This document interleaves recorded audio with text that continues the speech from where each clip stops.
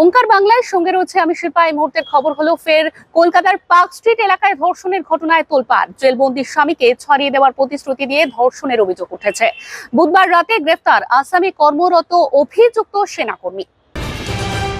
বিহারে খোঁজ মিলল 1 লক্ষ ভুতুরে ভোটারের। নির্বাচন কমিশন সূত্রে খবর, তালিকা সংশোধনে বাদ যাচ্ছে অন্তত 56 লক্ষের নাম।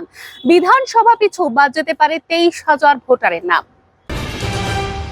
শান্তনু সেনের স্ত্রী তৃণমূল কাউন্সিলর কাকুলি সেনের বিরুদ্ধে বৃদ্ধাকে চোর মারার অভিযোগ। পাল্টা সিথি থানায় অভিযোগ দায়ের করেন শান্তনু সেন। সংবাদ মাধ্যমের কাছে তিনি জানান, গতকাল রাতে কি ঘটেছে সেই বিষয়ে লিখিতভাবে পুলিশ প্রশাসনকে জানিয়েছি। স্থানীয় পুলিশ প্রশাসনের উপর আমার পূর্ণ আস্থা রয়েছে। কাউন্সিলরের ব্যাপারে বলতে পারি, তিনি একজন বড় মাপের চিকিৎসক, একজন চক্ষু বিশেষজ্ঞ। তিনি কি করতে পারেন না পারেন সে ব্যাপারে এলাকার মানুষদের যথেষ্ট ধারণা রয়েছে। এরকমই আরো অন্যান্য গুরুত্বপূর্ণ খবরের আপডেটের জন্য অবশ্যই চোখ রাখুন ওঙ্কার বাংলা ডিজিটালে।